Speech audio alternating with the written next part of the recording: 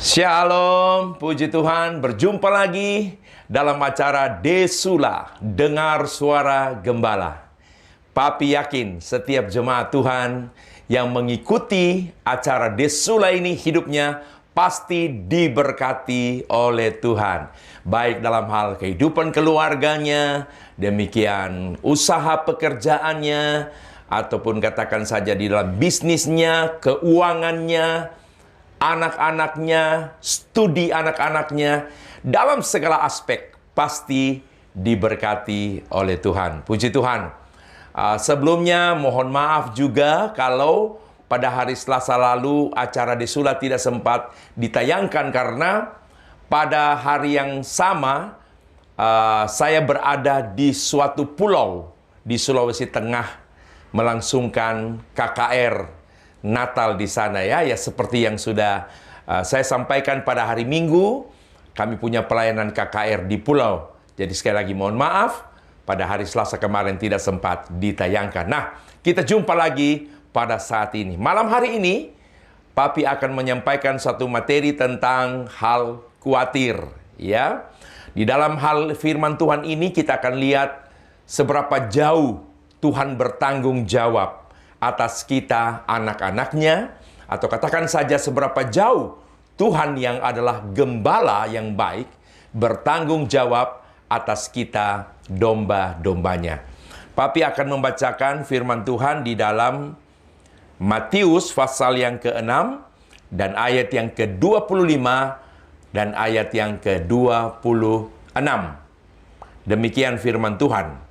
Karena itu aku berkata kepadamu, janganlah khawatir akan hidupmu, akan apa yang hendak kamu makan atau minum, dan janganlah khawatir pula akan tubuhmu, akan apa yang hendak kamu pakai. Bukankah hidup itu lebih penting daripada makanan, dan tubuh itu lebih penting daripada pakaian? Ayat yang ke-26, pandanglah burung-burung di langit, yang tidak menabur dan tidak menuai, dan tidak mengumpulkan bekal dalam lumbung, namun diberi makan oleh Bapamu yang di sorga. Bukankah kamu jauh melebihi burung-burung itu? Puji Tuhan. Firman Tuhan ini disampaikan oleh Yesus ya kepada mereka yang ada ketika itu, secara khusus tentunya kepada murid-murid. Jangan kamu khawatir akan hidupmu, kata Yesus ya. Perihal apa yang akan kamu makan dan juga perihal apa yang akan kamu minum. Hidup manusia itu penuh dengan kebutuhan ya. Hidup ini membutuhkan segala sesuatu ya yang terkait dengan kelangsungan hidup. Jadi kita butuh makan, kita butuh minum, kita butuh yang namanya pakaian, dan kita juga butuh tempat tinggal dan yang lain-lain. Jadi intinya hidup setiap manusia mempunyai kebutuhannya masing-masing. Yesus yang telah memanggil setiap kita orang-orang yang percaya ya. Jadi terjadi peralihan hidup dari kehidupan duniawi, sekarang kita berada dalam kehidupan rohani, katakan saja begitu. Dulu yang kita katanya Alkitab, kita berada dalam kegelapan, sekarang kita sudah berada di dalam terang daripada Tuhan. Nah, terkait dengan panggilan Tuhan atas kehidupan kita, Papi hanya ingin meyakinkan jemaat GPDI Efrata Wiyung Surabaya bahwa di dalam panggilan Tuhan ada suatu jaminan. Ya, kalau istilahnya include di situ, sudah lengkap di situ. Di dalam panggilan Tuhan yang jelas pertama ada jaminan bahwa setiap kita yang percaya kepadanya, memenuhi panggilannya itu, maka kita dijamin akan mengalami keselamatan atau katakan saja hidup kekal di surga. Ya, seperti yang Yesus sudah janjikan bahwa katanya dia naik ke surga menyediakan tempat untuk siapa? Untuk kita, orang-orang yang dipanggilnya, ya, orang-orang yang dipilihnya. Di dalam Yohanes 15 di sana dikatakan bukan kamu yang memilih aku, tetapi akulah yang telah memilih kamu. Nah, jaminan hidup kekal Yesus bilang, kalau sudah selesai aku mengerjakannya, menyediakan tempat bagi kita di sorga, Yesus katakan, aku akan datang kembali menjemput kamu, katanya. Supaya apa? Supaya satu ketika, kata Yesus, di mana aku ada, kamu pun berada. Itu jaminan yang pertama dari panggilan Tuhan atau pilihan Tuhan atas kita. Tidak hanya di situ. Itu kehidupan kekal yang istilahnya itu nanti. Tetapi bagaimana dengan kehidupan kita di dunia ini? Nah, ada jaminan. Yesus katakan, jangan khawatir akan apa yang akan kamu makan dan juga akan apa yang kamu minum serta akan apa yang kamu pakai. Dikatakan di sini, pandanglah burung-burung di langit yang tidak menabur dan tidak menuai dan tidak mengumpulkan bekal dalam lumbung, namun diberi makan oleh Bapamu yang di sorga. Jadi ketika mana Yesus mengatakan jangan khawatir kepada kita, Yesus memberikan suatu gambaran kecil bahwa kalau kita mau khawatir itu, coba pandang burung-burung. Nah, saya yakin kita semua selalu melihat burung yang berterbangan, ya.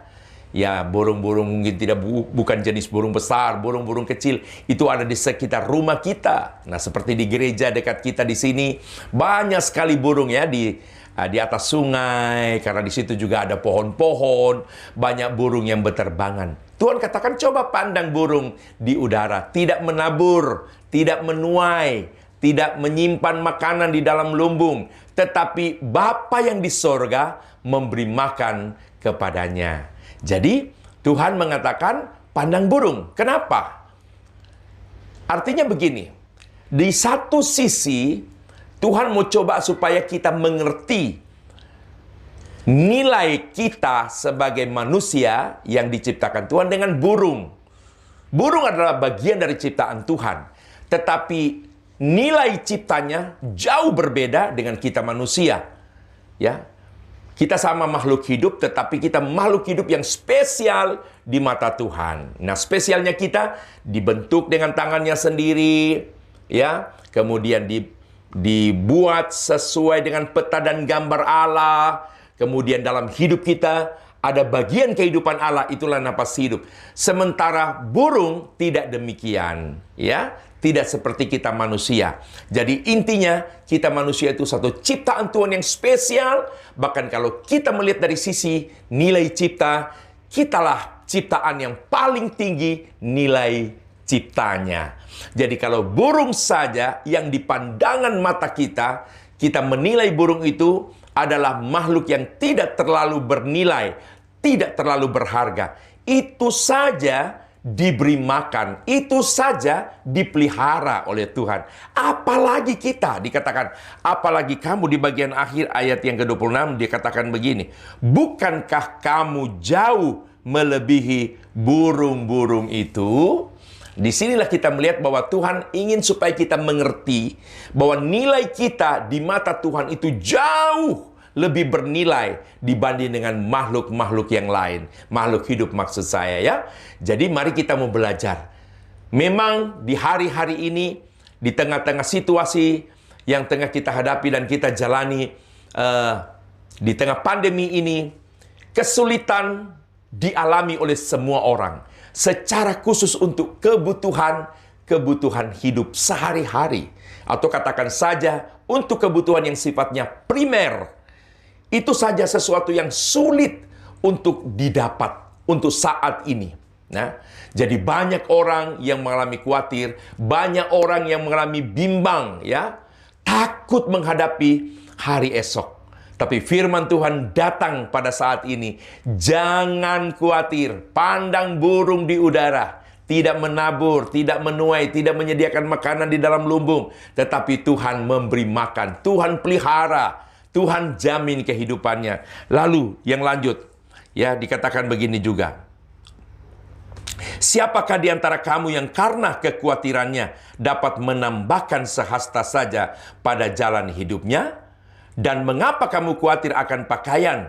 Perhatikanlah bunga bakung di ladang yang tumbuh tanpa bekerja, tanpa memintal.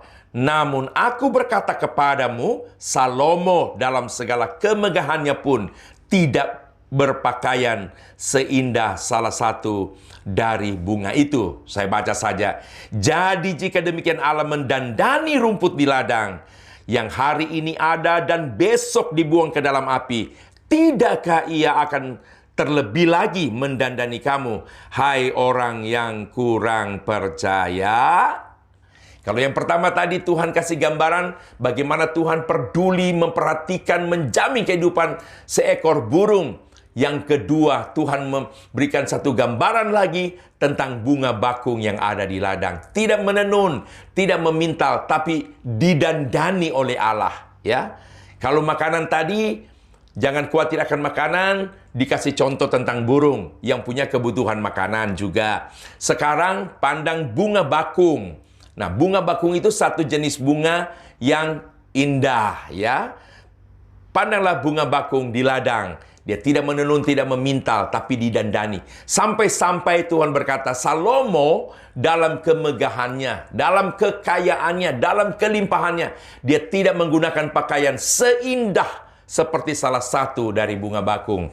Baru di bagian akhir tadi dia katakan, ya, di mana itu dikatakan, tidakkah ia akan terlebih lagi mendandani kamu, hai orang yang kurang percaya? Puji Tuhan. Rupanya kekhawatiran itu datang, kekhawatiran itu terjadi dikarenakan kurang percaya. Nah, itu Yesus sendiri yang katakan, mengapa kamu kurang percaya? Jadi burung di udara dipelihara, bunga bakung didandani. Terlebih lagi kita orang yang percaya kepadanya. Lebih spesifik lagi, jemaat GPDI Efrata Wiyung Surabaya. Percayalah di tengah situ-situ, di tengah situasi yang sulit, seperti apapun yang kita hadapi dan kita jalani hari ini, yakin saja kita punya Tuhan yang adalah gembala yang baik. Kita punya Tuhan yang adalah Bapa yang baik, yang selalu peduli akan kehidupan kita, anak-anaknya, dan juga sebagai domba-dombanya. Tuhan Yesus memberkati kita semua. Mari kita berdoa. Terima kasih Tuhan buat kasih setiamu. Kesempatan lagi bagi kami untuk dapat mendengarkan suara hatimu yang di dalamnya menyatakan, jangan khawatir, karena Engkau sebagai penjamin kehidupan kami. Engkau lebih tahu apa yang kami perlukan daripada kami mengetahui apa yang menjadi kebutuhan kami. Oleh karena itu kami mau belajar untuk tetap percaya kepada Engkau di tengah-tengah situasi seperti yang kami tengah hadapi dan tengah kami jalani hari-hari ini.